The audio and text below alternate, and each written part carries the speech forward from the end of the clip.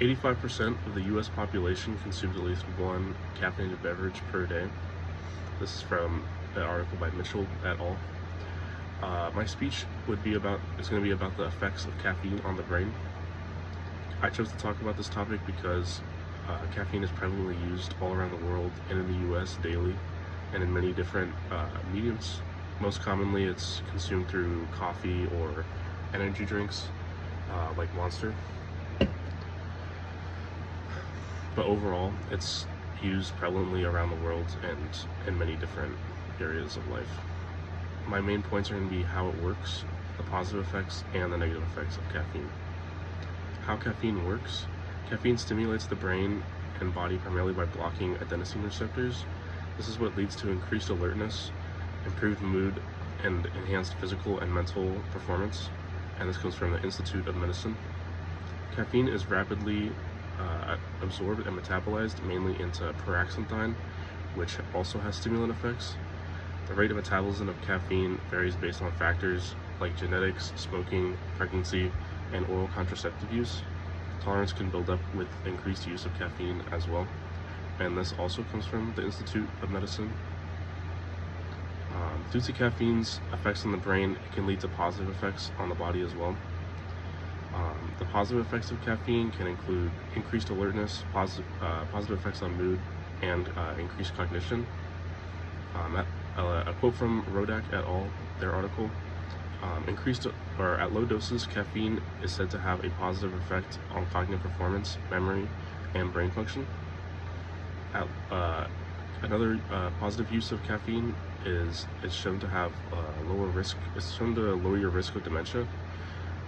Quote, a study among 1,409 subjects aged 50 years old showed that midlife coffee drinking reduced the risk of dementia by 62 to 70% in people who drank 3 to 5 cups of coffee per day, compared to low consumers at around 0 to 2 cups per day. And that also comes from Rodak et al.'s article. Although caffeine can have positive effects, with overuse, it can lead to negative effects as well. Some negative effects of caffeine are the addiction and withdrawal symptoms. Caffeine can become addictive from overuse, and it can lead to depression, anxiety, and stress as well. Withdrawal symptoms can include headache, fatigue, drowsiness, depressed mood, irritability, difficulty concentrating, and flu-like symptoms. And this comes from Boder et al.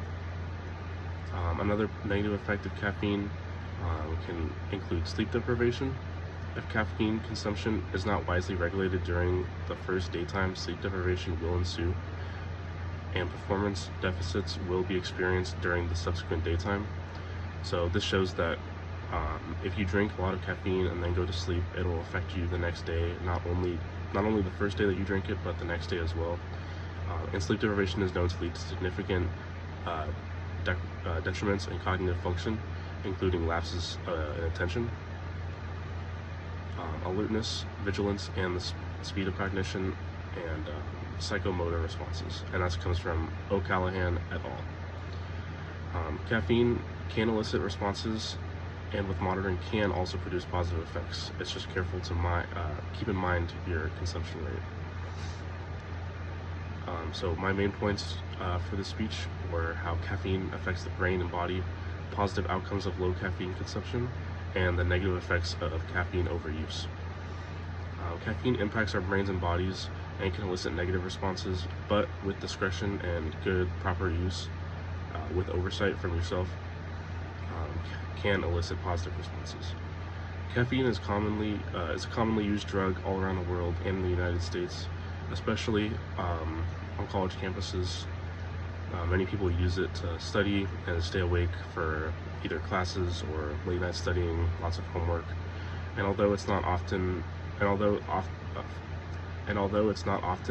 of as one, it's important to remember its strong impacts and to be mindful of caffeine use, because it is a drug at the end of the day, and hopefully you use it only for its advantages and not overuse, and you don't overuse it and reap the detriments that it can ensue.